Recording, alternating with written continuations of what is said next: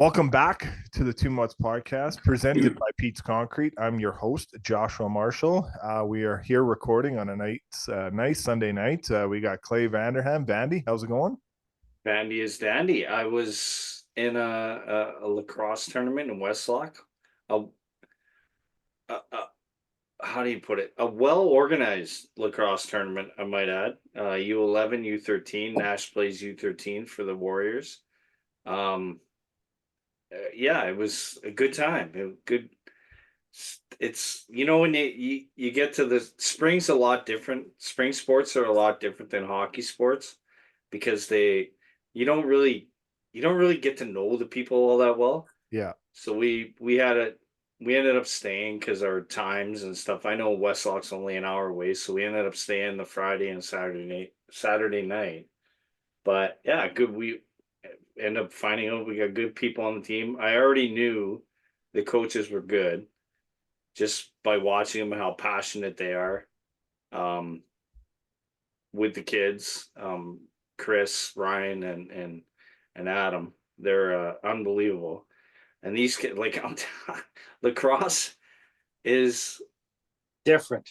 It is different. Like you got to be a different breed to play this game, man. Yeah. Like it is, even at this level, it's like I watch my kid, like Nash, play it, and I'm like, Jesus Christ, he takes abuse, and he. So here's the funny thing: the coach was telling me, he's like, you got to get him bicep pads, and I'm like, he's already covered, Yeah. like From head to toe. Waist, not head to toe because they don't wear anything on it, but he's waist to neck. And he's like, you got to get him because Nash likes to go into and Nash is pretty aggressive, so he'll go into the tough areas against the bigger kids.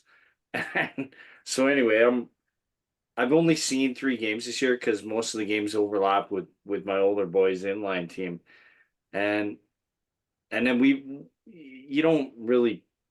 I guess the competition isn't really that good here in Edmonton. Well, it is. It is. I shouldn't say that. Like Sherwood Park is good, but so anyway, I'm watching my kid play this weekend, and he's getting whacked on the arm right where those bicep pads are. Oh no. So anyway, we ended up getting him before this tournament anyway, but he shows me his arm because me and him stayed the night, and then my wife came Saturday, and I'm like, show me your arm, and it's like black. And I'm like, oh, good thing we got you the bicep pads, eh? So anyway, yeah, incredible. We got a good group of parents and people. It's fun. It's good, and I love seeing these kids play another sport besides hockey. Yeah. A couple of years they're gonna have to make a choice, either play spring hockey and are they going that road or whatever. But it's still it's a good time. And Westlock did a great job, bang up job. And here's the fucked up part. So I'm standing there, and all of a sudden, I look. I'm like, is that Heath Klein, a kid I used to coach? Yeah. 20 years ago. He's got like 3 kids in the program. He's president of Barhead Hockey or whatever. I don't even know what he is. I coached him. And I walk up to him and, oh, hey. It's like stuff like that where you're like, oh my God, good for you. Yeah. Run into some. You run into people, and yeah, it's lacrosse community is a good community. It's pretty fun. That's awesome. And we have our other co-host with us this evening. We got Brody McIntyre, aka the Closer. How's it going, Closer? I'm good, buddy. Good solid weekend. Just had a little taco dinner at my best buddy's house with the fams. Shot the shit, caught up a little bit. That was lovely. We watched the Dallas game. We watched Dallas beat Vegas, which was great. I got a couple lacrosse stories. One, I've always tried to get my kids to play lacrosse every year for the last decade, and they never wanted to, which is too bad because I feel like, one, it's a great sport. It teaches them to be tough. And I don't know if this is still true, Clay, but every player that I ever played hockey with growing up who played lacrosse had insane hands. Literally every single one of them, whether they were good at hockey or not, they all had insane hands. So it's funny you say that because there were a couple kids that I'm watching on the other teams, and I'm going, okay, these kids got to be good at hockey. And like nowadays, you can look up stats. So there was one kid from Red Deer. I off the top of my head, I can't think of his name, but this kid scored every goal for the Red Deer team. If not, it was the other. There was another. He was number 58. He was captain and 43. But anyway, I look up his. Yeah, sure shit. Got a lot of goals in hockey. Yeah. Sherwood Park had another kid like that too. It was like, I think Sherwood Park's got a really good lacrosse program, unbelievable, dude. like top to bottom. Well, it's so when I was growing up, Sherwood Park was the go-to lacrosse association, right? Yeah. And then those families don't leave St. Albert, they don't leave Sherwood Park. Yeah. They raise their families where they were raised, right? And all these dads brought in the program, and yeah, it's killer, it's stellar, it's good. So the guy I was at supper with, his brother had a lacrosse scholarship. So he played here, but he played in, I think it was like Division 2 or 3. I don't know how it works for lacrosse in the States. Outside, is that called? Inside is box lacrosse, right? Field. That's field. Yeah, he played in field lacrosse. He'd never done it before, but went down there and he had a great time. Loved it. I just learned. I didn't know what field was. I'm like, field lacrosse. Yeah. Yeah. And from being in hockey rinks a lot, you can walk into any hockey rink and look around and be like, oh, there's a lacrosse tournament going on. It is a little bit of a different breed of humans that are in lacrosse. Well, listen, the parents, kids, it's loud, yeah, it's chaotic. It is nuts, man. Yeah, it's a little different. It is nuts. Not a bad way, but you can just walk in like, yeah, there's a lacrosse tournament here. Yeah. Yeah, it's good. Yeah, it's you got a busy week coming up, don't you? I have a really busy week going on. Yeah, phone's been buzzing. Lots happening.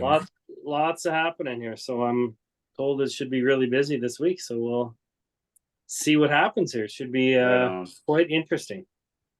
Do you have what's the plan? Is there a set schedule for every day, or is it just kind of no schedule? I'm just told there's just more and more phone calls and interviews and Zoom calls and that kind of stuff. So yeah, just chatting, and it's stressful though, man. Like, it's gonna be some teams just gonna say my kid's name, and that's where he's gonna be for the next 3, 4, 5 years of his life. Right. That's a long period of time. It's a little bit stressful. It's exciting and it's cool and it's fun as well, but it is stressful. It is my baby boy. Yeah. That'll probably be a little bit emotional too. So it will be, yeah. Be fun though. It's good problems to have at the end of the day. It's pretty cool, right? 1000%. You got that right. So Bosco, how are you? Yeah, no, I guess good. Just doing some steps, making life better, and yeah, just some breaking news. I for the last couple of years I've been helping out and being a part of the MLAC program, and decided to leave there and join the your alumni program that you were part of for years as a kid there, Vandy, and that's the Southside Athletic Club. I'll be joining Doug Ockenberg's coaching staff for the U17 AAAs as an assistant. Are they the Bulldogs still? They are the Bulldogs still. Yeah. So I'm looking forward to joining them and being a part of that journey, and you also getting on the ice here with Doug Ockenberg's underdog camps too. So just kind of getting back out there, and now working in Edmonton full time, and that's a good positive thing. So I'll be home. I don't have to worry about working out of town.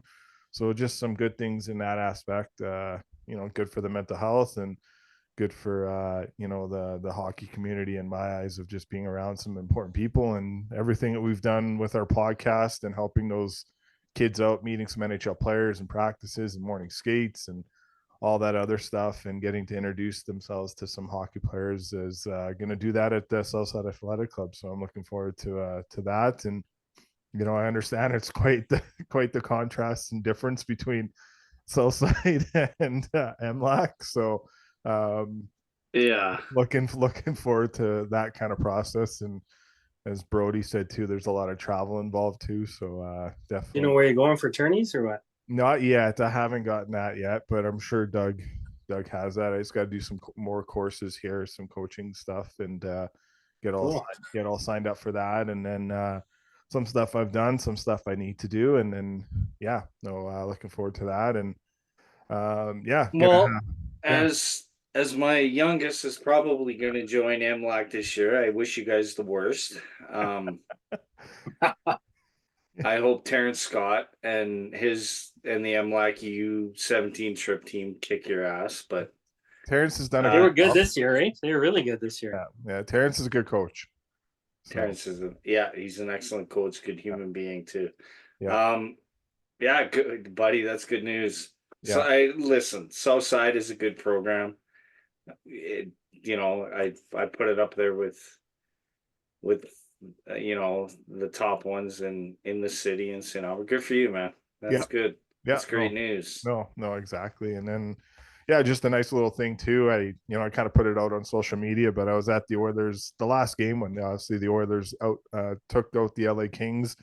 Kind of was walking down the hallway with some of the LA King players into the arena, and just kind of cool. I came around the corner and Drew Doughty was there holding the door for all the players. I just want to tell this story real quick before we get into everything. But so I kind of stood there waiting to letting the Kings players go through, and then Drew still had the door open, and I was like the last person, and he looked at me, and I was wearing our 2 months podcast hoodie. He's like, "Let's go, Mutt, get in there." So I was holding the door open. I got through, tapped me on the back, and then we started talking.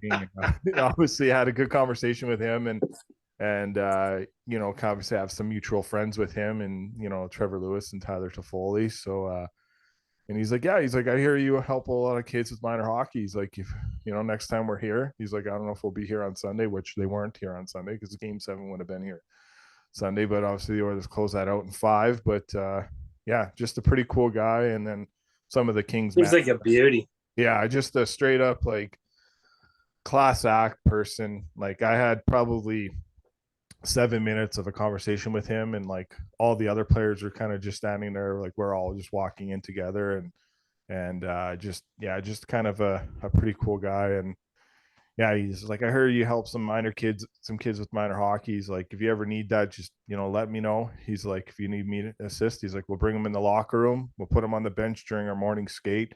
He's like, I'll make sure Rob Blake says okay to it. And then like it was like 20 minutes later, Rob Blake comes by. I was sitting in the stands, and he was like, you have any kids here today? And I said, no, just by myself. He's like, he's like, we would have put a couple of kids on the bench. He was like, even if it's a playoff game, he's like, whatever we can do to help out, you let us know. So that was kind of nice. Good people. Yeah, good people for sure. And the Oilers are good too. Like the Oilers without the Oilers me in, like there's no that stuff doesn't happen at the end of the day. And so Andrew Pierre at the Oilers and Jamie Carpel, Oilers organization, those are great people there too. And Sean May, who used to work with the Oilers, now works with the LA Kings. So just great stick taps to people like that. It's just good to hear stories like that, and build some relationships for next year, and just positive things, and change the mood of my day right then and there. 7-minute conversation with Drew Doughty and some other guys there. So I kind of want to look at Pierre-Luc Dubois and give him a pep talk and be like, let's go. Yeah.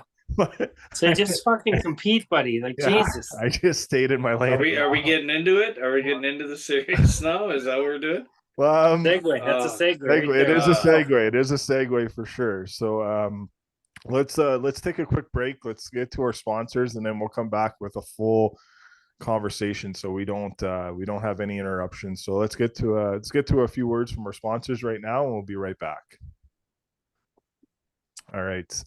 So thanks for our sponsors there. Really appreciate that. Let's get to our Edmonton Oilers report first right now before we jump into the title of this podcast, which will end up being the Toronto Maple Leafs Core 4 is no more. That will be the title of this episode.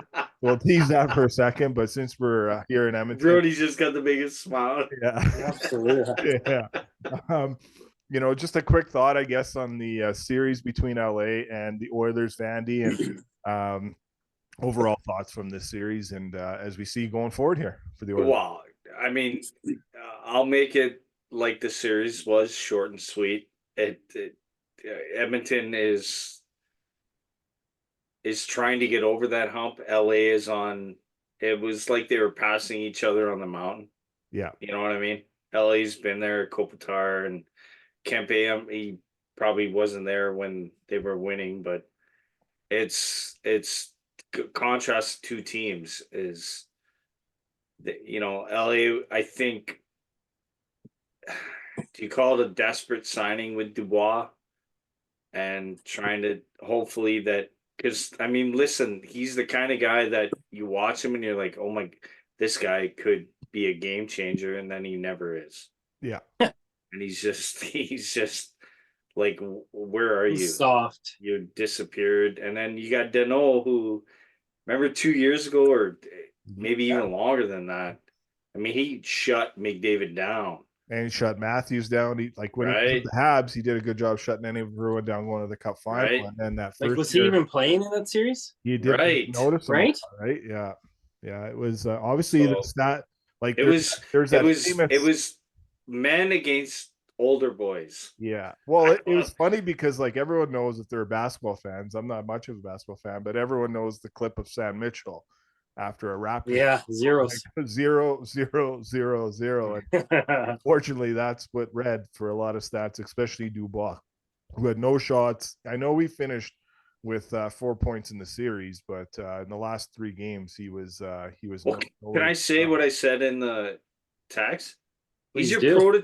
he's your prototypical kid that had been coached throughout his whole life and he's never seen adversity ever. No. So if he's, oh, I'm gonna go play there, I'm gonna go play there, I'm gonna go play there. Oh, you don't want me? I will play there. So he's never really seen adversity. And any adversity, I shouldn't say that because I don't know what his upbringing was, but I'm assuming that he seems like one of those kids that is moving from team to team, hopefully at a minor league level, not at Yeah. and just hopefully something sticks. And now, I mean, obviously you're seeing it at the pro level. He's probably a great dude, awesome guy, because you think the Kings are going to take him in? Like with that leadership core, they're not going to take him in. He's probably a great dude. Drew Doughty called just him out earlier in the year, right? Middle of the year. And then he called pretty much him out at the end of the series too. But you like he just can't put 2 and 2 together. No. He can't put the pro game together. And just before we did this podcast tonight, I was watching a video from Nick Saban, who was a part of the draft coverage for the NFL 2 weeks ago, and he said no athlete in the NFL, obviously he's a college football guy, but he says not one player succeeds in the NFL without facing adversity. And the biggest people that face adversity are offensive linemen. So, that's what's his tie. It's a good 40-minute clip if people want to go try to find it on the College Game Day preview show. It was pretty cool. And he's talked about things like that in the past, but you couldn't say it any more better, Vandy.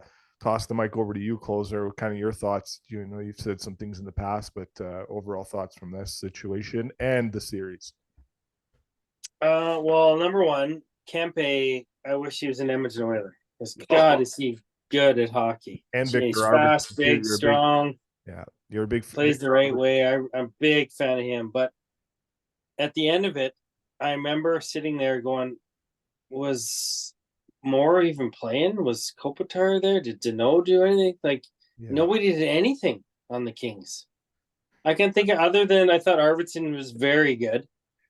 But I know Vandy's not a fan, but I thought I noticed him a lot. But for the most part, we're just way better. And as an organization, I know they love that 1-3-1, but you can't win like that. Like, you clearly can't. You're basically just hoping that you can win 1-0. Like, I don't know, you're not creating anything, right? How many times you're like, oh my God, that was 2-3 minutes of sustained pressure against the Oilers? Like, it was a random shot here and there. There's a one game, but I don't know, man. That 1-3-1 is shit. Man, imagine having to do that as a professional. LA was one and done. Like, they dump it in, and then Edmonton would clear it out, and we'd get it on transition. It was can't win like that. No. And one of the guys in the post, game, like the next day wrap up, mentioned that, talking about how basically they just sit back and stand there, and then they dump it in, and the others come flying in on us, and we're all standing still at center ice. Like, he's like, it's a pretty tough way to play. Do you want to hear who it was? But you want to hear what Kevin Fiala said about the 1-3-1? Did you guys hear that? That might have been him. Yeah. He just said the right things, and it was a perfect answer. I mean, also for me, it will be a little more fun. We can create something on the forecheck. Right now we kind of have to break out. If they I don't know. In my opinion, there's the 1-3-1 was very effective when they try to go through you. Then there's turnovers happening, and we can go the other way. But if they're gonna rim it every time, chip it every time, that means one guy we have to sprint back. We have to get the puck out. When there's guys coming at us with structure, and they rim it from the right side, and two guys are coming with full heat on the left side against our standing still right winger, it's not very easy to break it out, So I feel like, obviously it would be fun to try something else. Okay, number one. Yeah. I thought Kim Fiala was American. No. He is from Switzerland, and that guy. I did not know he was from wherever. He is short, but he is like when I was walking in beside him, he is built like he is. Well, yeah, he's body is shithouse. Yeah, right? he is. Yeah, his upper body and even his thighs, like it's like he's built, and obviously you could see that he does a job out there for sure, and that was a big him being like obviously one of the best players in LA. As a coach in minor hockey or whatever, as a coach in the NHL, do you listen to that and go? You should. As an organization, right? Well, and is that what separates like a Pete DeBoer or like a Dave Haxtell who just got fired out of Seattle? Yeah. Is there a disconnect in Seattle where it was his way or the highway, where Pete DeBoer would go, "You're right," you know what I mean? Like, yeah, he obviously, just him explaining it, I knew that. To an average fan, they're probably not going to know what he was talking about. But correct, yeah, if they're coming at you 100 miles an hour, you're fucked. Yeah, you're standing there. Yeah. Right. They did a good job. Obviously, the series 5-on-5 was pretty tight. Obviously, the special teams was the difference maker in the series. But they didn't create anything, boss. Oh, they did. They obviously had chances, but for the most part, you're not creating anything. You're just sitting there waiting and waiting and waiting and waiting. Yeah. And like Drew Doughty said, there's no rivalry here. Like they've been knocking us out for 3 years in a row, and this series it's gotten worse, right? It's in that series it was a 4-1, and I think LA was lucky to get that win in overtime too. So it could have easily been a sweep for them. And I think we got to look now as LA's. We think LA, and some people might do it. I know I'm not. There's 3 players from the last Stanley Cup team, and that's Doughty, that's Lewis, and that's Kopitar. The rest is all new players from that era.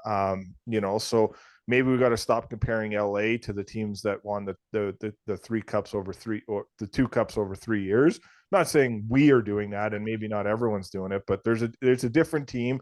And I do think, go back to that comment about the 1-3-1. Obviously, when the coaching change was made, they did talk about with the management staff, do we stay with the 1-3-1 or do we go to something else? And they were pot committed with the 1-3 run. Now so that's management doing that. And it was management. And I'm getting that from the 32 Thoughts podcast with Jeff Merrick and Elliot Friedman, because they talked about it the other day on their podcast, saying that was a conversation that happened with Jim Hiller taking over, who was their assistant coach last year.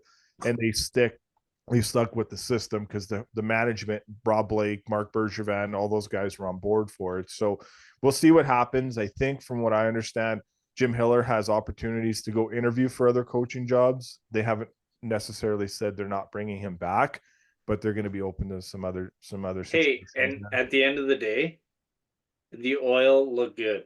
And they did. They look great. You could see the progression and the growth and things that were in the past that were hindering them were things in the past. We have depth. Yeah. We have that. Boys, Dylan Holloway is going to be a player, right? Mm-hmm. Yeah, he will. Not quite there yet. Fuck LA. He's going to be good. They're done. Yeah. So let's transition over to this new series now before we get into the Leafs, just dissecting the Leafs here and whatnot. But Rick Tocchet playing a bit coy with the media today, not necessarily calling the Oilers divers, but he did call out any of the officials that are going to be covering this series, working this series, that he doesn't stand for anyone that dives. If anyone dives on his team, they will lose their ice time as quick as they get out there. He has no tolerance for anyone that dives, but he necessarily did not say the Oilers are diving, but he put the seed out there. And not saying they are. I know some media people that I was talking to, the LA Kings in the stands, they did think the Oilers dive a lot. That was from the LA media. Yes, I was sitting with him in the stands. And I heard that. yeah, they thought, and Kelly Rudy called Leon Draisaitl. Now I understand Kelly Rudy works for the Calgary Flames on the Flames regional, but Kelly Rudy put it out on Hockey Night Canada. He called Leon Draisaitl one of the biggest divers in the National Hockey League. So what? Yeah, on the friend panel, of the pod, Kelly. Yeah, friend of the pod, and Kelly. Yeah. So he didn't say he dived on the play with Dubois, but he says Draisaitl has known to be one of the biggest divers in the National Hockey League. So, but hey, if I've got a 95% power play, I'm diving. Correct. Yeah. I'm trying to get. But so we see this series. Obviously, this is the Oilers played 3 of the 4 games under Jay Woodcroft, and I thought it was interesting. Jay Woodcroft saying on the Nick Kiprios and Justin Bourne show that he does not watch Oilers and hasn't watched any of the liar. He's a liar. He is a liar. 100% he is. Right? I found it interesting. He couldn't dive. He listen, goes, I only watch the Eastern Conference. So I'm like, let's say they go to win the cup. He has a lot to do with that. Correct. He does. Right. He does. So he should be come happy. on. Yeah. I thought it was interesting. He quickly went right. He's like, I watched a lot of Eastern games, but whatever. Yeah, right. You're watching every game. He watches every Oilers game. Yeah, exactly. So, but obviously the matchup, Canucks 4-0 in the regular season, but we've seen that really does not translate. Somewhat it does, somewhat it doesn't. You know, into the playoffs, like Boston has swept the Florida Panthers in the regular season. So now they're playing each other in the second round. Now the same thing with Edmonton, but we saw Colorado get swept against the Winnipeg Jets, and they made easy work of the Winnipeg Jets. So, and Toronto, same thing. They got swept by the Bruins in the regular season, but you know, they beat them 3 times in the playoffs. So necessarily those stats don't really matter. It's all zeros at the end of the day. But you know, the thing is, this Vancouver Canucks team has not faced this Oilers team with the full force that they've been at since the coaching change. Besides the one game, they had that opportunity. But is it going to be a tough series to even match up to look at? Because, you know, the Canucks are playing with their 3rd string goaltender for this series. Demko's out. So where are we at with this series, guys? Throw to you first here, closer. Well, I think, number one, the Oilers are going to win in 6, obviously. But I think it's going to be so goddamn boring. I think it's going to be a ton of 2-1 shots for 24-19, or, you know what I mean? Just boring hockey. Because that's what Vancouver's going to do to have any chance to just check, and try to keep it close. That's really their only chance with their 3rd string goalie and not having the offensive depth that the Oilers have. It's going to be cool to watch because it's Vancouver versus Edmonton, but I do think it's going to be boring, which sucks personally. Well, how about you, Clay? What do you think, buddy? See, I was thinking the opposite. I was thinking I hope you're right. They're going to be like try to run and gun, because I get it. They're 3rd string, but at the end of the day, I don't think they're 3rd string. I think it's this Arthur Silovs. Yeah. Like this guy won gold medal at the World Champion. Was it gold? Mm-hmm. Or yeah. He's for Latvia. Like I think it's his coming out party. So I think it's going to be, they're going to get more and more confident playing in front of him, and you'll probably, obviously the first couple of games will be tight, maybe, I don't know, but yeah, I don't know. Pedersen's not going for the Canucks, right? There's a lot. He's got to be injured. This is here's I think Pedersen, they just signed him, right? Correct. Yeah, he signed. I don't think him and Talk could see eye to eye.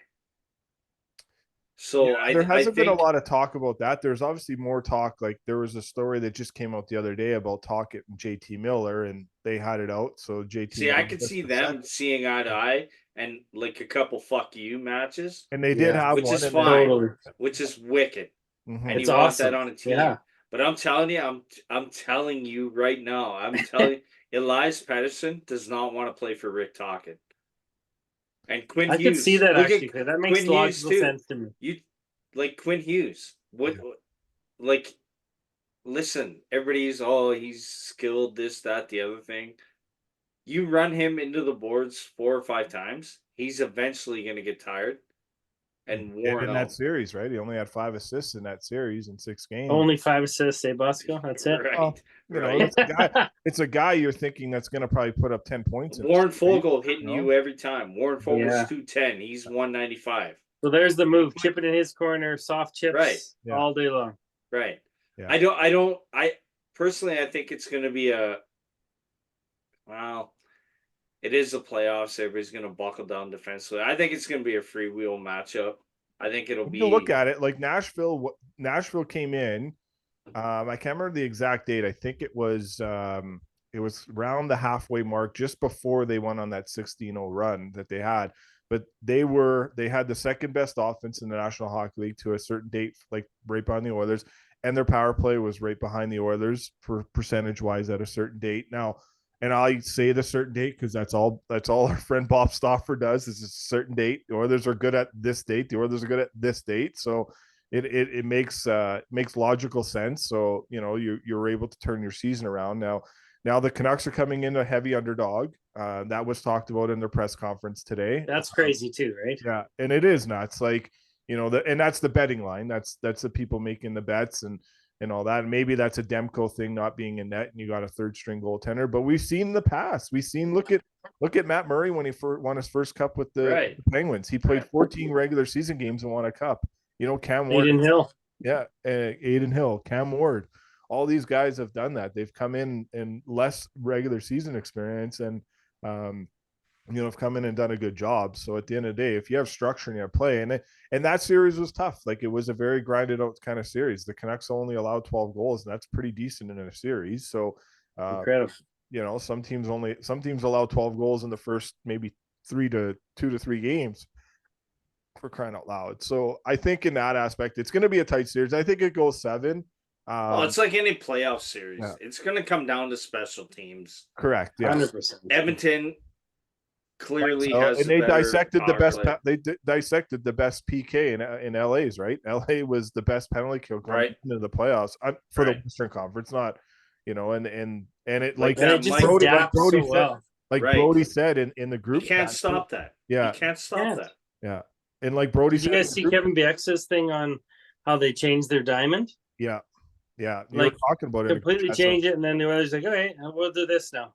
And like, okay, go. Yeah, just never ending. It's unstoppable. Yeah. Oh, but it's jinx it, knock on wood, but and it probably won't because it's probably not going to be stopped because in series you make adjustments and adjustments come in a good way and sometimes come in a bad way, but often come in a good way because it's a 7-game series for a reason where you are going to have adjustments. And the good thing is there is a bit of a break between now and when the series starts, but once the series starts, they go. And a lot of it, I believe, that concerns me. The break between now and the start. I think from what I understand is it's Wednesday. The Canucks didn't. The Canucks didn't. They didn't vision that they were going to be in the playoffs. They were selling out concert dates for this time of the year. Come on. So because they didn't think That's at all. Awesome. So they were selling out concert dates during the time, opposite of what LA does in the Crypto.com arena. The Lakers, the Clippers, and the Kings, from the end of the day of the regular season to June, they don't have any concerts at Crypto.com arena until the teams are out. So they don't book any concert dates or anything in that arena. The Canucks were opposite. They were booking concert dates and in live shows and everything in that arena. So, but now that's why there's a bit of a break between now and the start of this series. I think it's a benefit that the Oil do start on the road where they're, it's going to be at least who knows when they're going to get there. who cares? But they're gonna get there and they're gonna be prepared. They're gonna, have a couple days to settle in and Yeah, this, that, the typically other you thing, fly in the night before, but I can see right? the others flying Right. tomorrow, to be honest. I don't know. They're going to lose the first game because they're been resting for too long, right? That's usually the way it works. Yeah, It is. It could be. It could still be a 1-goal game and you'll lose. Like I don't think there'll be much blowouts know, in this man. series. I don't know. These coaches are pretty good. Obviously, Rick You talked look about at coach of the year. I think Chris Knobloch should have got coach of the year. I'm not trying to say Andrew Burnett didn't deserve it, but he kind of got that coaching of the year maybe award for a 16-game stretch during the year. And I'm saying the Oilers had a 16-game stretch, but the Oilers were firing on all cylinders pretty much a week after Knobloch came in. has there ever been a coach that came in Usually from not. a firing It's and then he pretty gets rare. It's pretty yeah, rare. Yeah. it ain't I'd have to go back Have you and seen- look. You got to put your work in. Yeah. There is something Have you guys seen Knobloch's record when the Oilers score first? Yeah, 21-0. So Perfect. yeah. That's So, crazy. 21-0 when they score Okay, first. that's at home. That's good at home. to know At betting home. wise. Yeah. Yeah. It is good. Yeah. They are Write that in your phone because you had a few wines in you now. Yeah, So you exactly. just I'll have to don't put that in forget that by tomorrow morning. But this series will be fun to watch. There's obviously some great power on both ends of this team, obviously in certain different ways. But It'll be fun. It'll be a good we'll series. see what Lindholm It'll be does. awesome. Yeah, it will be awesome. We'll see if Lindholm is somewhat of a two-way player. What matchup does he get? But it is obviously pretty hard to stop Connor and Leon. They're going to get their cookies as they are. I do think 5-on-5, the Oilers we'll see the Oilers 5-on-5 game show a little bit better because there's no 1-3-1 that they're going to play. So I think there'll be some more goals, some more support goals from the 5-on-5 side of it and that aspect. So go ahead, Brody.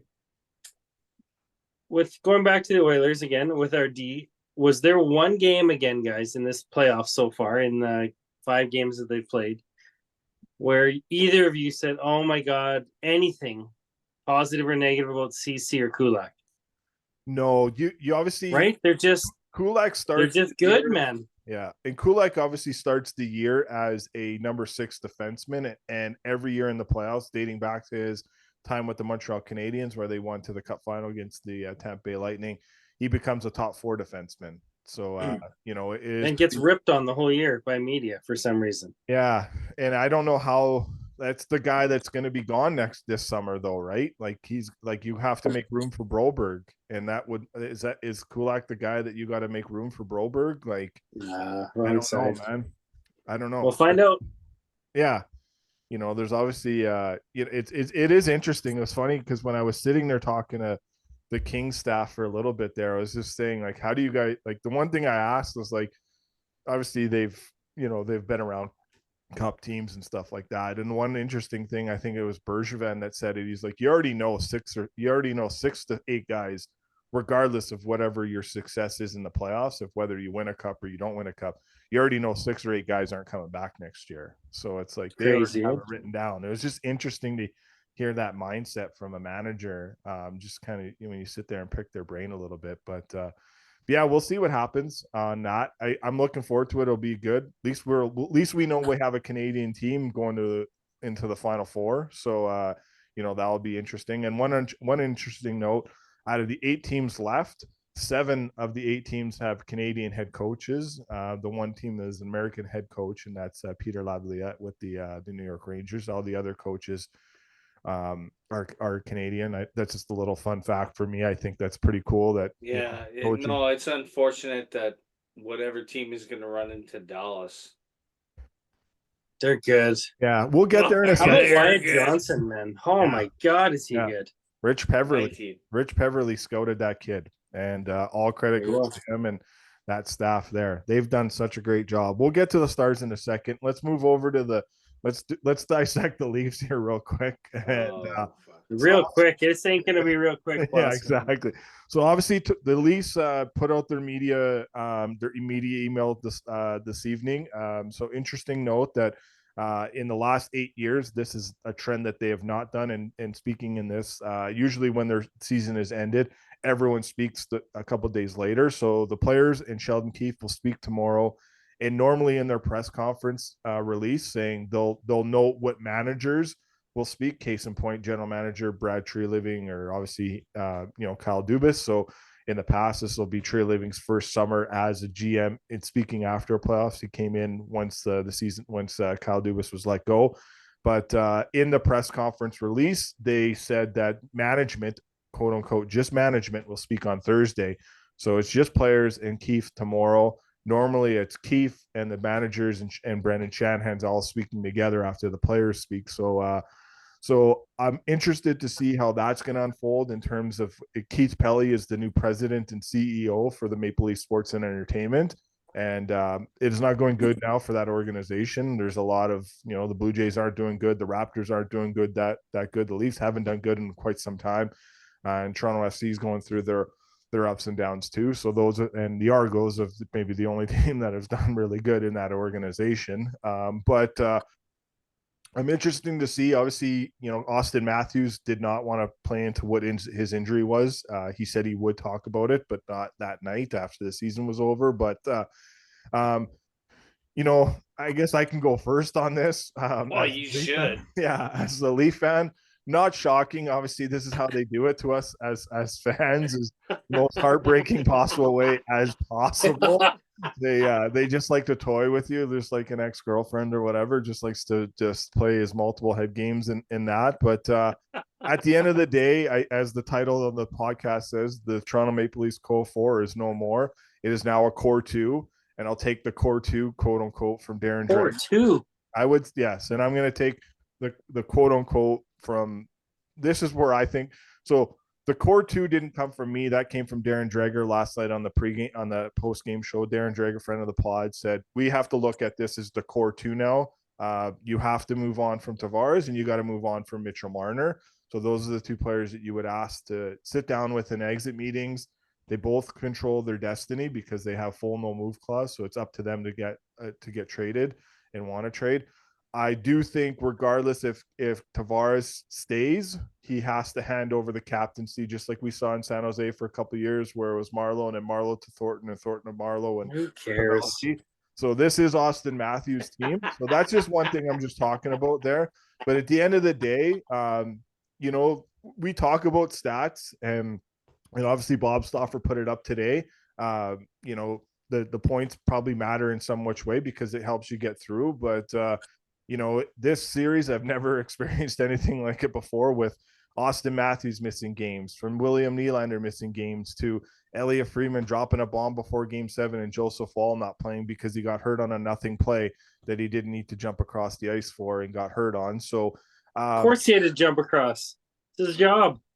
Yeah, but it's a nothing play. You're up 2-0, right? Didn't matter if Boston scored there, but whatever, it happened anyways. But and I do agree with Kelly Rudy, friend of the pod. I do think Samsonov could have made that play, could have made a better play on that. But at the end of the day, like Jeff O'Neill said too, in a game where there was no ice, no open ice for anyone, in the most critical point of the game, there was free ice for Pastrnak to make a world-class play because he's a world-class player. The Leafs didn't really get that on that end. They got it with Nylander throughout the series when he got in. Matthews had his one moment where he got open and free and got the game-winning goal in Game 2. But, Marner was invisible pretty much all series. Tavares was the same thing, but we saw Tavares take a big drop-off halfway through the year. He was not the same player around the 30-game mark. He started off good. Once the 30-game mark, he was down. But one thing I don't think we can argue, though, I do give the Leafs credit. They did play a really defensive game. That for a back end that's not very household name, they did hold the Boston Bruins to a tight checking series when it really mattered. Not in points where it should have mattered, but they did lose the series on not playing a good Game 3 and a Game 4 at home, and their special teams horrendous. And their special teams have been horrendous since Matthews and Marner and Nylander era has started. Like if you go back, I think their power play is 8 for 68 since those in playoffs. So that's 2 out of the 3 guys want touches. Yeah. So they all want to handle the puck. Yeah. So it is tough in that aspect, but some bright sides, Joseph Woll. And if Marner doesn't get touches, his old man probably fucking losing. Yeah, Reeves out fucking losing it. The only way I look at this changing is if Brendan Shanahan unfortunately is gone. If Brendan Shanahan stays, Mitch Marner gets 13 or 14 million dollars this summer. If in Shanahan Toronto. stays. Yeah. If Do Shanahan you want that as a Leafs No, fan? you don't. You don't. But the only because Shanahan has been all in on this for 10 years. He's been with the organization for 10 years, one playoff win in 10 years. But he is so pot committed to this core of four players. Do you really think it's Shanahan? 100% every year, Dandy, he gets in front of that microphone, in front of those cameras, and says, "I believe in this core." Every year, he is not changing it. So if Brendan Shanahan, I find that hard to believe that a guy like Brendan Shanahan Me too. believes in those four go fucking back guys. and go on YouTube, And watch not only because it's just that core, Right. because it's that money that's allocated, and he Correct. grew up with, or he Correct. won because Nick Lidstrom was back there playing 30 minutes a night for Right. every single series. That seems odd to me. Yeah. So, but every year he stands in front of that microphone at the end of the year when these things happen, and he believes in these core players, and he gives them what they want. And so, and they said it on. I know this is my analysis too, but it's also everyone on TSN. All those guys have been on this podcast. They said the same thing. And after they're the right series all was the over. time. Are they right? The TSN guys or no? Yeah. Well, I'm just No. I'm They're just not saying. right all I'm the not. time. I'm not saying that they're right or wrong. I'm just saying that the proof is in the pudding because Shanahan comes out and says it. He's like, "We're not changing the core. We believe in the core," and then he gives them most amount of money that they want. So Mitch Marner, if Then he should be Shanahan fired. stays, he should. But if Mitch Marner stays, I mean, if Shanahan stays, then Mitch Marner stays. Tavares will stay for his last year, and then they'll give it another go. But nothing will change because you cannot win with $46 million tied into four players. It's impossible. No team has done it. No team has ever come close to even doing it. So, that has to change. And that goes back to the comment that Darren Dreger said. We have to look at this team as the core two. You have to build around the long-term contract that Nylander signed and the long-term contract Matthews signed. After that, then you have to see. Now, are you going to get a big return on, Mitch Marner because you already know what his playoff success is? Probably not, right? So Who's going to take him? Honestly. Yeah. So what's his contract? I don't 9 million for how many more years? He's got one more year left at 11 million, and he's up for a contract the same time as Drysdale's up for a contract, which is just July 1st. So maybe you could trade him at the deadline, but nobody's taking him in the offseason for any sort of. You're getting zero value. If you can get out from that contract, that's unbelievable, right? Yeah. If you can ship him off for nothing, right? 11 million bucks, eat 2, 3, 4 million, and get a $6-7 million defenseman. You're way better off. Yeah, and he holds the cards. But what Tree Living has to do this week in the exit meeting is say we're moving on from you. We need 10 teams. Do you want to give us a list to go to? And then but he could easily say no. I'm not leaving here, and I'll just play out my contract and become a UFA at the end of the year. And that's what you would have to just do. Unfortunately, but nobody wants to play for a team that doesn't want you. You probably don't, right? They're stubborn. They're competitive. They don't want that. Right. Yeah. But he is the easy whipping boy for it. In 7 games, he had 3 points. He had 1 goal, 2 assists. Pretty much was, in my opinion, invisible. But what am I like? I'm not a National Hockey League player. I think I do give respect to every person that plays even one game in the National Hockey League. It takes a lot of talent to get there. But when the going gets tough, he's not in the moments of doing it. And you could say what you want. We don't know what Matthews played with, but we do see, that when it comes to playoff time, it's tough for him. William Nylander performs. I can't criticize. He was Nylander. awesome. I can't criticize Nylander. Every year he shows up. He does what he has to do, and that's it. And that's good.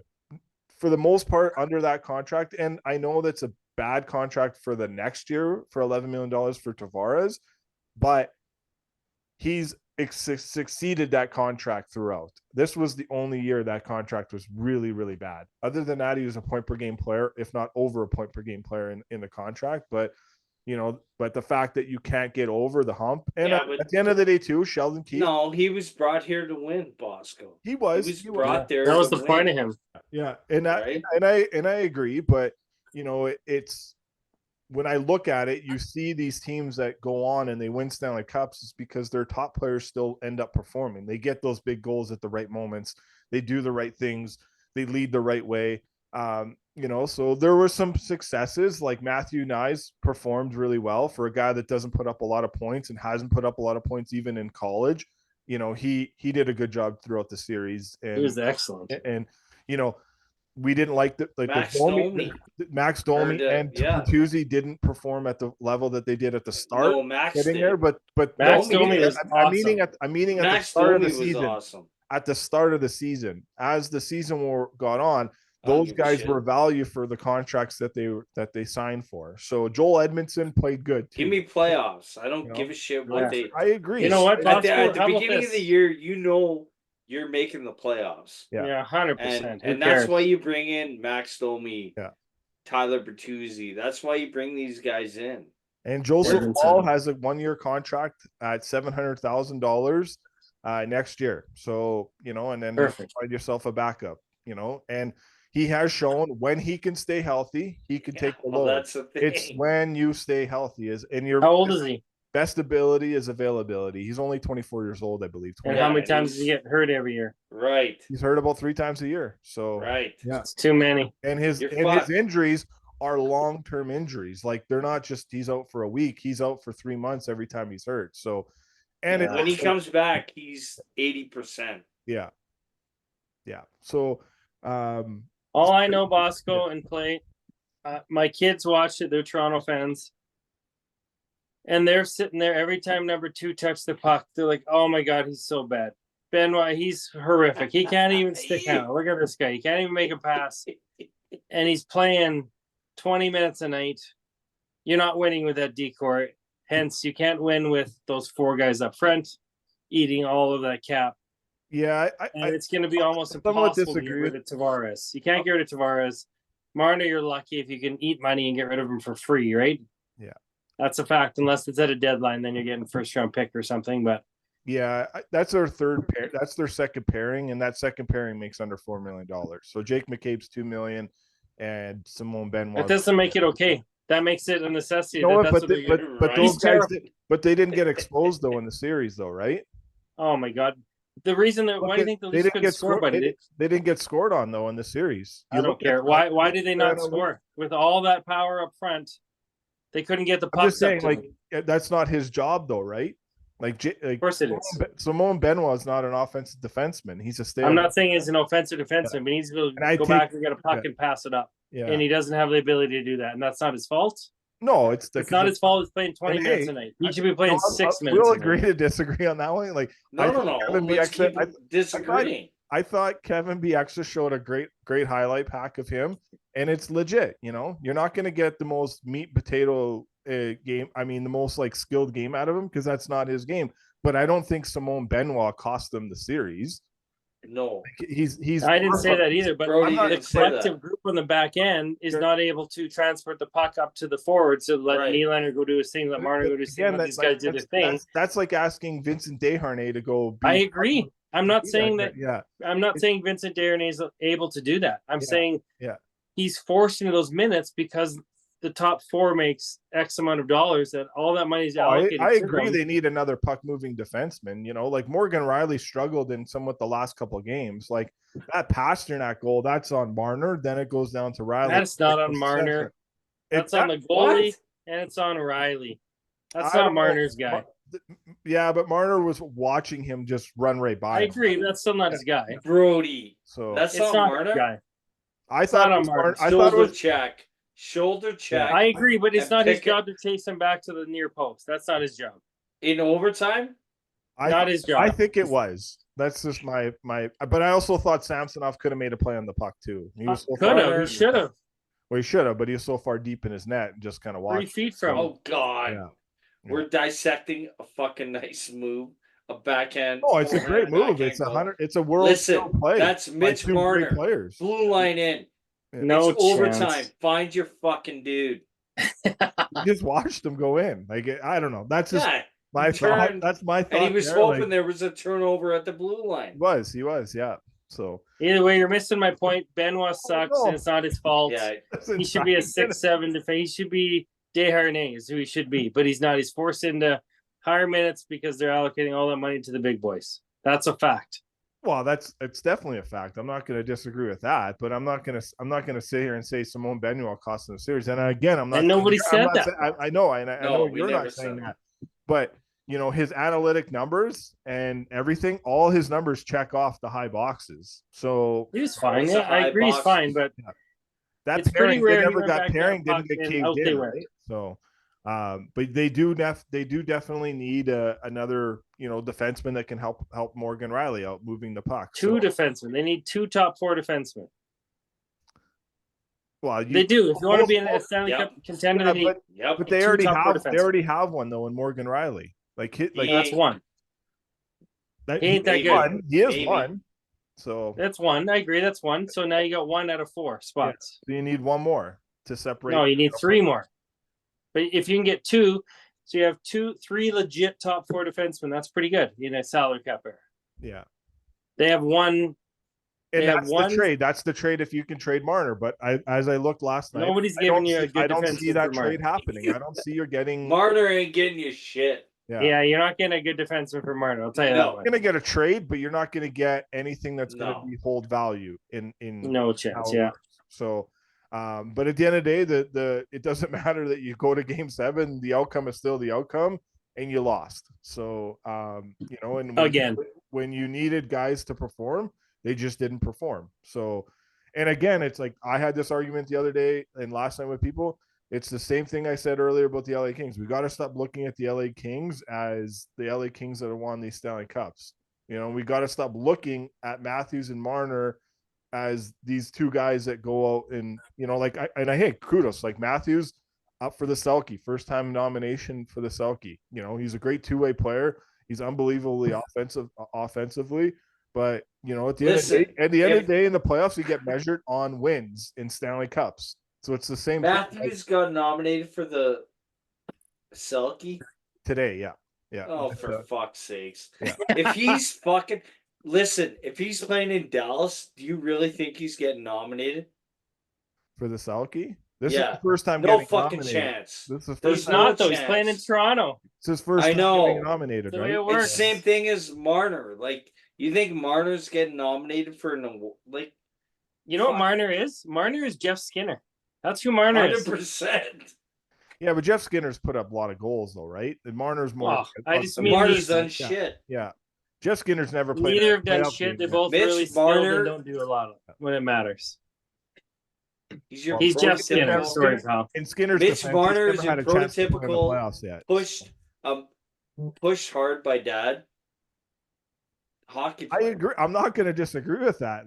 But that's the Like, same get him out of every year, though. Ontario and Yeah. bury him in Wheeling, Virginia. Yeah. Like, I don't know what. kidding. Like I'm I being have a lot of respect facetious. for. I have a lot of respect for Tree Leaving. Been very good to me over the years. We'll see what he can do. This is not an easy. Hey, I James ate at Boston Boston. Pizza last night. Yeah. I've given Of course you Brad. did. You're on a kid's trip Right? for Yeah. sports. That's what you do. And he probably had Subway Right. for They lunch had a too. good. They had a good talk. They had a really good talk about Boston Pizza on Hockey Night Canada last night. Ron McLean. So, shout out to Jim Tree Living, the founder of Boston Pizza. The best thing that can happen to the Leafs, Marner goes and Tavares Tavares goes. Yeah, says. but it'll be hard. But It's reality, one of them is gone, and it's Marner's the only option. Really, yeah. nobody's taking Tavares. No, for sure. Nobody's taking And you Nylander. Or don't have Nylander. that- They're not trading Nylander, and they're clearly not trading Matthews. And you He's don't the only have- guy that's gone is Marner. Yeah, and you don't have that situation faced in front of you with Arizona now, right? Like Utah's not going to be that market where you can just jump a contract at again. Yeah. So there's no team in the NHL that's doing that now. Arizona's Right. done. Right. So you don't have that grenade to just go, here you go. You're going Right. to $11 million because But that's a good fit for him, though. If they want to load up and sell tickets, and it Look, is because they Mitch do Marner, need, everybody, they do look need at to that. get to the floor because they got no contracts Yeah, signed. Who are you exactly. trading? Who are you giving up who from? cares? You're Yeah. trading nothing as conditional pick. Get rid of that contract. For Who cares? Marner? And a bad contract. Yeah, you're not on getting a that. conditional pick. Like obviously, You're not getting anything. yeah. Well, you're going You're to get getting a bad something. You're just contract not back. gonna is get what it. You're getting Yeah, you're not. You're gonna give him up for nothing? $11 million. Yeah, but you're not like obviously. No, but you're Tree not Living- giving Marner up for nothing. Yeah, You won't he Like, won't the be able kid to get can rid of still Marner. play. I agree, he can play, but you got 1 year in a contract and $11 million. His value is zero. Oh, It is. You got to get back a $5 million player. No. That's what you got to get back. It's not And then it's zero. The kid can play. So you tell me then, who has the ability, just even to say, how many teams have the ability to take on an $11 million contract? Right. The answer Well- is like one or two. Well, right now I haven't, like, obviously with the Salt salary Lake cap going isn't up, one the of them? salary cap's going up 5 million, right? So Still, you're not blowing that on Mitch Martin. I'll tell you that much. you know, Honestly, Good call. I Yeah. honestly but believe he'll be traded for. nobody thought we were going to do, LA was going to do that with Pierre-Luc Dubois. It's the same thing. I know 8.5 is different than 11 million, but look at Dubois. Like, my point to that is like, We don't know Marner's dad. He may be a good salesman. So, in your guys' opinion, what is the value for Mitch Marner? What could you get for him? you're going to get a defenseman, whether depending the grade of the top four, he will be a top four defenseman somewhere. So you're going to get that, and you're going to get a top six, probably maybe six, but maybe a top forward, more or less a prospect, and then you're going to get a first round pick. So You think you're getting Oh, a first round shit. pick, a I top think- You four think a first defenseman, and a rounder? player?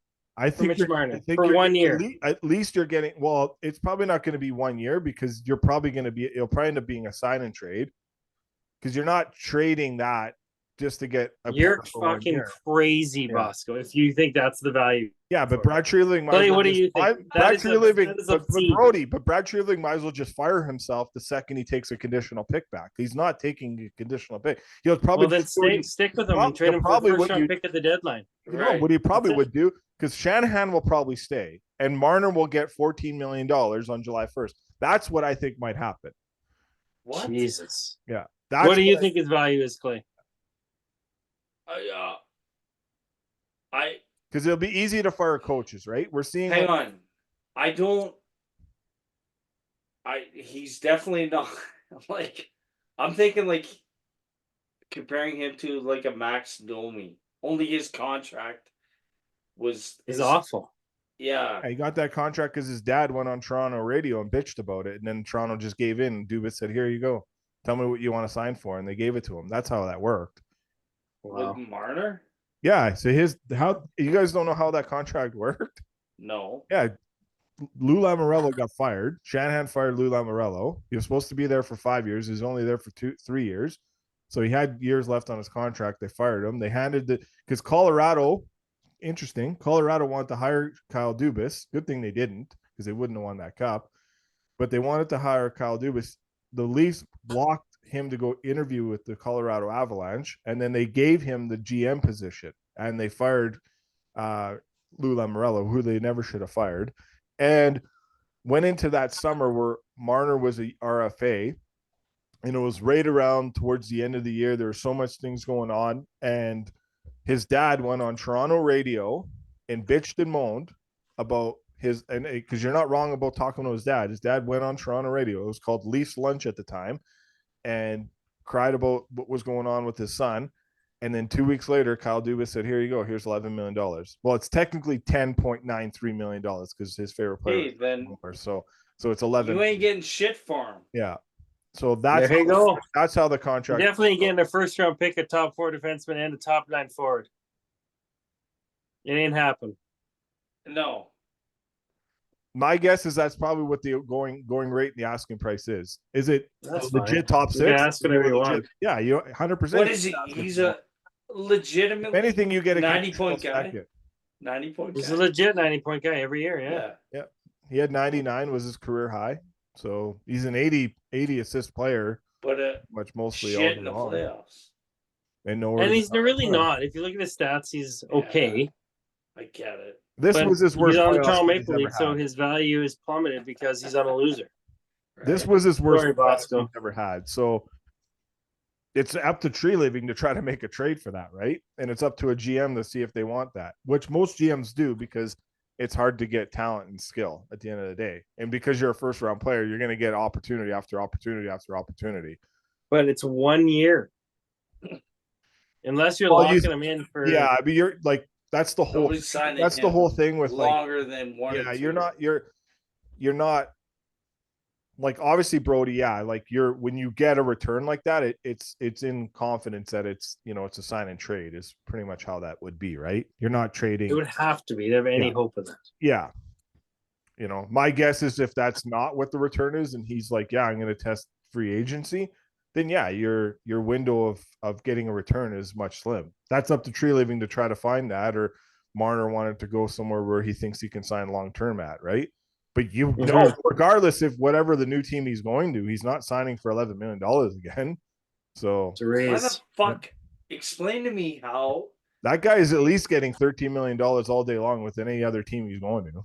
That's crazy. Yeah. But you're I would right. bury Oscar. me as a Pee-wee coach.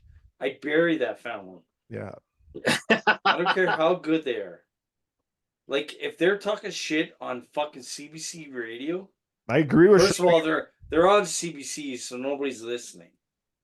And I'm like, government's paying. The government's listening though, because they're paying. I would bury that family and make sure that they never play hockey again. Go play. No, indoor Bosco's getting soccer. angry. No, I'm not getting angry. It's your No. opinion at the end of the day. Like, I First of can't- all, how does this kid from Toronto make $11 million? And we saw him verbally abuse his son on national television. It's crazy, eh? And he's a little boy. that's what Sean Right. Avery said. He's frail. He doesn't work. He's not spent probably one day hard in the gym. And Sean Avery came out with a video saying that too. I Like, love it. I love know. Sean. hey, I was the other day. I was with my uncle, Pete's Concrete. I was with Pete, and we were talking about it. And I was showing him like clips. I was like, look, 50-50 puck. And actually, a couple times on a 50-50 puck, it was probably actually a 60-40 puck. Marner had the edge on the player, didn't even go into the corner. Let the player go get the puck first. And Listen, especially in game 6 and game 7, wife- a lot of examples. My wife has watched a little bit of hockey, and she said Pasternak scoring was Marner's fault.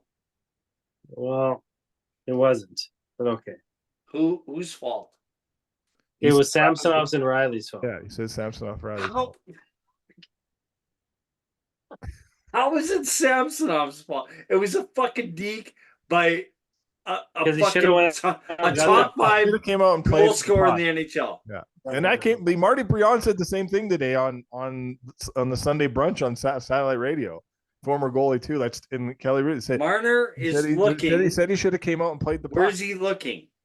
I He agree. was looking right So, at him. play. Here's He was my watching thoughts. him Reality circle around. is you have never coached a player when a cross dumping, whatever you want to call Agreed. it, goes in, and you're telling the forward winger to go back to get it. It's go back and Agreed. get the puck. So what, It's not Marner's fault. what would your And there's instinct? videos on Twitter that it's Nylander's fault, and he's just going lazily going back to the middle of the ice. Well, of course he's the centerman. He's going back waiting for a breakout pass. Yeah. What would what's your thoughts when? So obviously the way the play happened, Pasternak's on the ice before Marner. Marner gets on the ice as he sees Pasternak come whining with full speed in front of Leafs bench.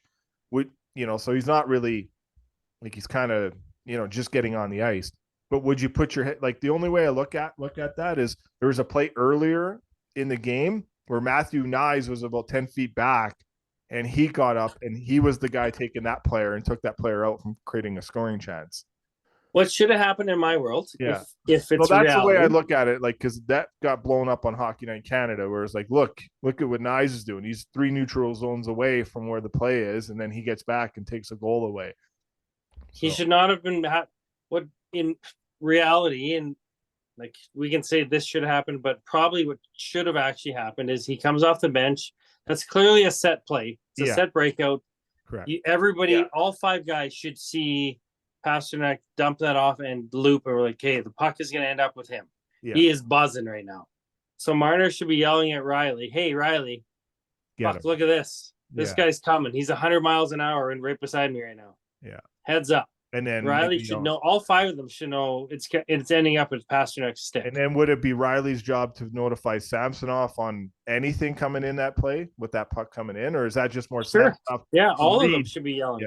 Yeah. Or lead Samsonov nation. should be yelling, "I can't Yeah. get it. I can't get it. Or I can get it. I can't get it." Either way, Riley should be buzzing back there to get that puck. Worst case, just one hand stick, chip it in the corner. Mm-hmm. It's definitely not Marner's fault. Oh, okay. All right. We'll leave That's my Marner opinion. alone. We'll leave Marner alone for 10 minutes. Yeah, exactly. All right. Okay, let's shift gears real quick over to the other series that have already started and are going to start. Obviously, Vegas out. A lot of people are pretty Good. happy Fuck them. about that.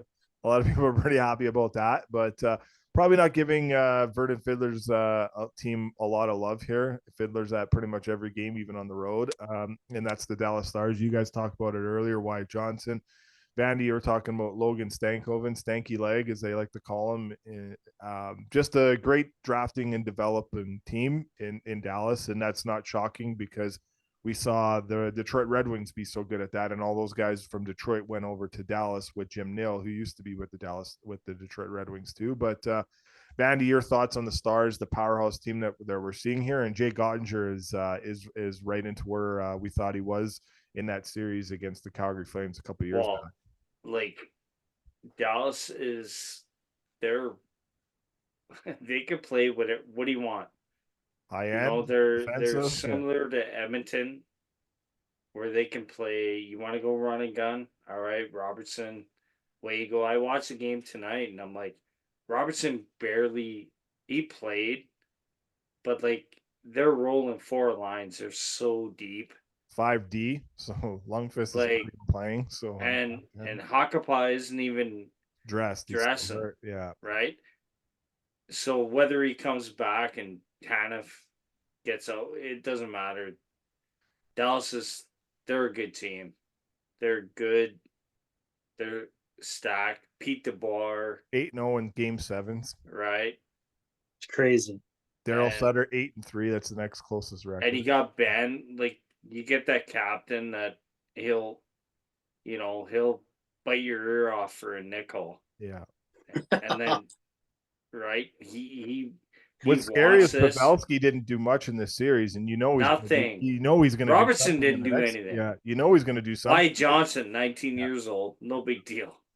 Like, jeez, eh? Yeah, looked like he was 27 years old tonight. Right. Got a couple cups under his belt already. Feels like, right? And listen, Vegas.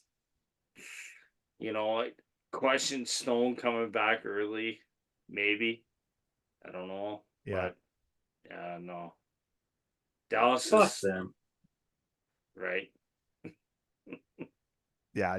Well, this is Dallas's due, right? And conference final last year, lost Game 7 against the Vegas Golden Knights, who obviously went on to win the Stanley Cup. So they've had some close runs here, and they've done really good. They really didn't do much at the deadline besides bring Chris Tanev in. That was their only big move and their only move. It's a good move, right? So, and how great he was. Yep. This kid got cut from so many teams and then quit playing hockey for 2 years, went and played lacrosse, and then got him and his brother Brandon Tanev begged to come back and play hockey, and both are in the National Hockey League. Tanev undrafted, so Chris Tanev. So obviously, a great guy. Also, a pretty cool story is when he went to Dallas. Dallas placed Joel Hanley on waivers, and he ended up getting picked up by the Flames, and Tanev gave his house to him in Calgary. So yeah, that's pretty cool. I saw that. Yeah, I thought that was pretty cool. But I think they're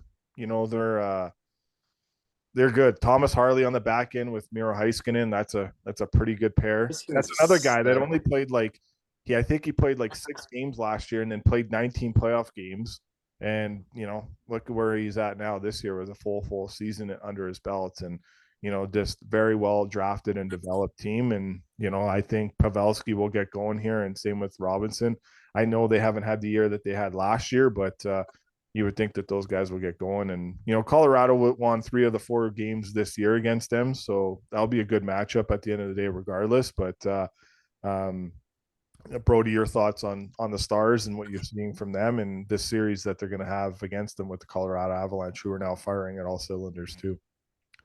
I think that's going to be the best series, right? Bar none. I don't think it's going to even be close. That's the one I want to watch, and I really am not looking forward to the Oilers having to play them or go through them, because they're a wagon. Yeah, just so like Clay said, they're deep. You want to play 1-0? Okay, we're in. You want to play 6-5? We're in. Structured, big, strong, fast, deep. unbelievable goalie. That team really worries me as an Oilers fan. I know they got to get through Vancouver, but God, they're a wagon. A Yeah. wagon. They might win it all. They might. They very well might. Yeah. And that might bode well for Paul Bissonnette, who loved the blonde girl behind the bench, who ended up. Yeah, well, we all did. I tagged her on We all love Instagram. the blonde girl. Yeah, I tagged her on Instagram, and she shared my that on her own story on Instagram tonight. She actually messaged. What's her deal? Is she a stripper? What's her deal? I think she's just a model from Toronto that lives in Dallas, from what I understand. Okay. So, yeah, always at Dallas Stars games, but yeah, she's Yeah, they are. I mean, yeah, she is. yeah, she's Canadian, and I don't know if she's a stripper or what her deal is, but yeah, We're a fan though. yeah, Too much is a fan. Yeah, so that was pretty. Yeah, she shared 2 months her tag on Instagram. So Paul Bissonnette actually liked it too. So it was funny because they had to cut him off in the intermission because I don't know if you guys seen that. He because the Dallas has that famous glass banger. And, Yeah. So Anson Carter is talking about glass bang, and then Biz goes, "What do you like? Which glass banger are you talking about?" and then Liam McHugh was like, "We're gonna talk about," and then he goes, because first in the first intermission or in the first period, Jackie Redmond did an interview with Pete DeBoer, and obviously it was right behind where she was, and so Biz goes, "Can we get more in-game Pete DeBoer interviews?" And that's when Liam McHugh had to stop. He's like, "Hey, no, we're done here. Yeah, we're done with that. We're gonna talk about it Go later." back to the Jackie Redmond interview. She's unbelievable. Yeah, I thought it was interesting too. I don't know if you guys saw the clip of Biz getting roasted on the panel, and then Craig Berube, aka Chief, giving him the gears, and then he goes, "Listen," he's like, "You keep chirping me." I mean, he's like, "I'm going to announce you're the new Leafs head coach starting tomorrow." So and Chief did not like that. He gave him a quite dirty look, but obviously Craig Berube, interesting guy. He's been interviewed in a lot of markets right now, but the series is going to be good. Obviously, I know we're going pretty late here, but the Rangers series already got started. They're up 1-0 over Carolina, 4-3 win. A pretty rugged series there. I don't know how much you guys saw that game tonight. 0. Okay. Yeah, right. I didn't.